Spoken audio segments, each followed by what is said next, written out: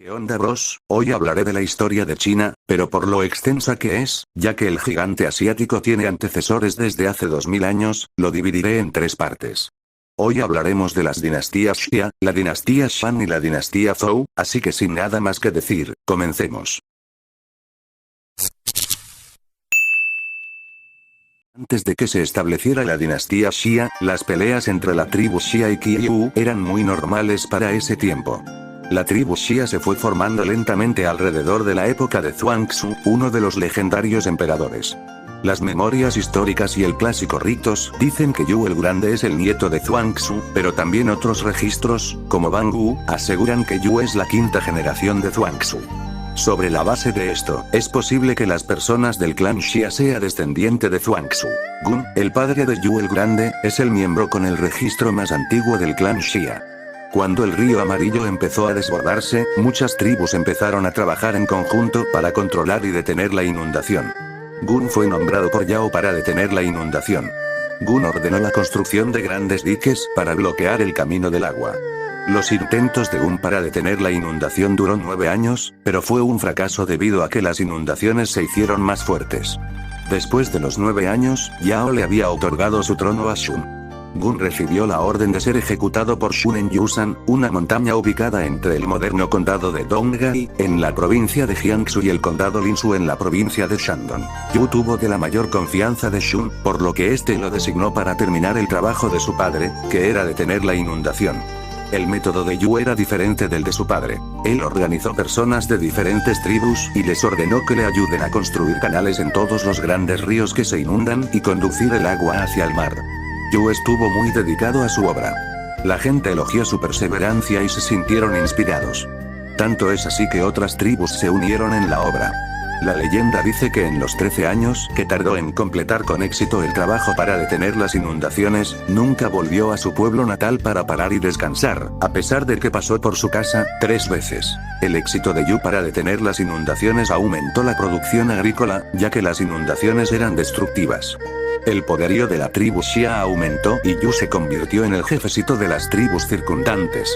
Un poquito después, Shun mandó a Yu dirigir un ejército para reprimir a la tribu San Miao, que se abusaba continuamente de las tribus fronterizas. Posteriormente, después de ganarles, les desterró al sur de la zona del río Han. Esta victoria fortaleció el poderío de la tribu Xia aún más. Como Shun se volvió viejo, empezó a plantearse quién sería su sucesor y le cedió el trono a Yu, a quien consideraba un ser digno para semejante poder. La sucesión de Yu da pie al inicio de la dinastía Xia. Cuando Yu se le venía a la parca le dio el trono a su hijo, Ku, en lugar de pasarlo al candidato más capaz, estableciendo así el precedente de gobierno dinástico o sistema hereditario. La dinastía Xia comenzaría un período de control familiar o de clan. De Jie, el último rey, de él se decía que era corrupto. Así que fue derrocado por un golpe de estado de Tang y él mismo se volvería el primer rey de la dinastía Shang. Tras la derrota de Xia por Shang, se dice que Tang entregó el pequeño estado de Qi como feudo, por lo que descendientes imperiales dispersos fueron absorbidos por los clanes cercanos, y otros miembros de la familia real de la dinastía Xia sobrevivieron como el estado Qi, Henan, hasta 445 a.C.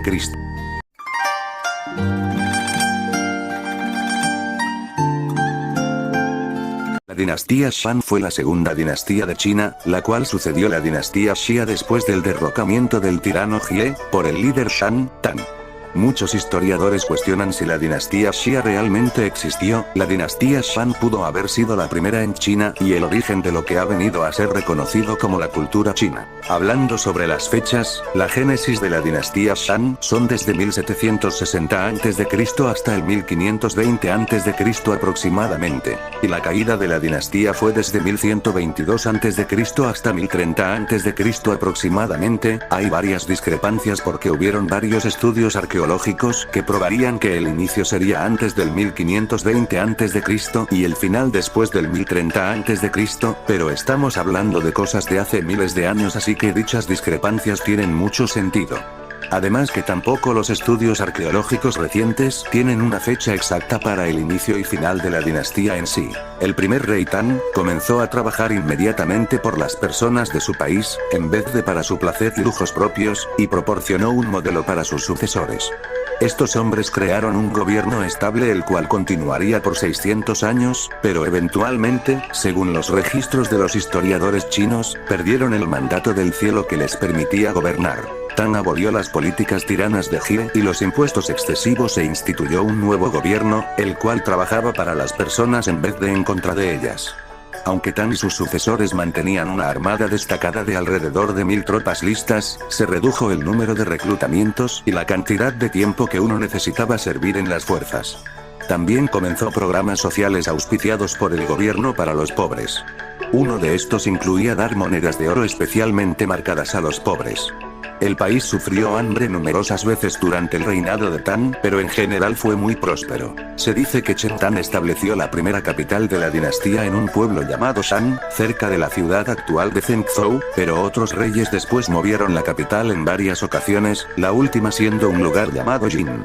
De lo que ha sobrevivido, los arqueólogos e historiadores han aprendido mucho de la cultura Shan. Los Shan eran habilidosos trabajando en hueso, jade, cerámicas, piedras, maderas, conchas, y bronce, como se ha probado con el descubrimiento de tiendas encontradas en las afueras de los palacios excavados. Las personas de la dinastía Shan vivían de la tierra, y mientras el tiempo pasaba se establecían permanente en granjas en vez de deambular como nómadas. Para protegerse de las inundaciones de los ríos de China, los antiguos Shan desarrollaron formas complejas de irrigación y control de inundación. El cultivo de mijo, maíz, arroz y cultivos de cebada proporcionaban los principales recursos de comida, pero la caza no era poco común. Animales domesticados criados por los Shan, incluyendo cerdos, perros, ovejas, bueyes y gusanos de seda. La dinastía cayó por un golpe de estado del estado de Zhou, cuando tomaron la capital de Jin en 1050 a.C. aproximadamente. El último rey de Shan, Shangzhou, era el mismísimo diablo por sus métodos de tortura, pero fue echado del poder por el rebelde Wu en 1111 a.C. Los conquistadores Zhou afirmaron derrocar a la dinastía Shan por razones morales. Ellos dijeron que el rey Shan era malvado y que el cielo ya no quería que él mandara. Culparon la decadencia de los Shan por los excesos de su rey, su estilo de vida indulgente, y comportamiento inmoral.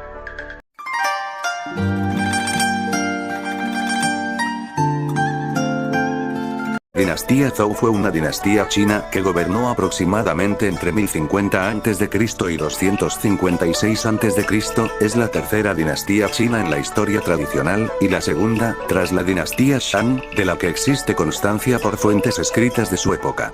La dinastía Zhou fue la última de las dinastías de reyes anteriores a las dinastías imperiales. En esta época vivieron los grandes pensadores chinos de la antigüedad, como Confucio, y se inició la literatura china clásica. La época Zhou puede dividirse en dos períodos bien diferenciados. Los Zhou occidentales hasta el año 771 a.C., que gobernaron un estado fuerte y centralizado desde las capitales de Ao y Zheng. Y los Zhou orientales, entre 771 a.C. y 256 a.C., que mantuvieron un poder puramente simbólico o nominal desde la corte de Cheng.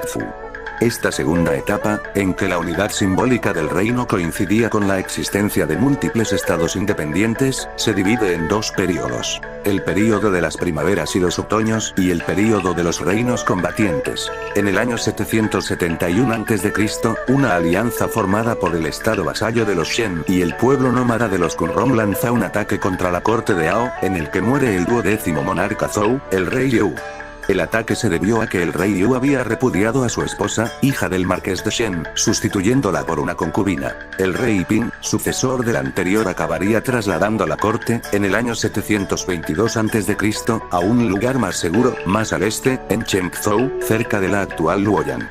Sin embargo, la corte Zhou orientales a partir de ahora, ya no controlaba de manera eficaz el territorio.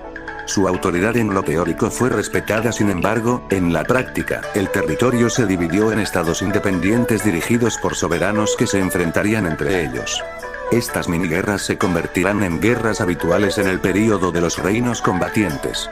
En esta época, uno de los estados, el de Qin, se convertirá en el más poderoso. En el año 256 a.C., el ejército de Qin destruye la corte Zhou, derrocando Reinan, el último rey. En 221 a.C., o sea 35 años después, el soberano de Qin consigue poner bajo sus pies a los demás estados ante la nueva dinastía Qin y asume el nuevo título de emperador, convirtiéndose en el emperador inicial. Próximamente traeré la parte 2 hablando de la época imperial, espero que les haya gustado, así que sin nada más que decir, chau chau.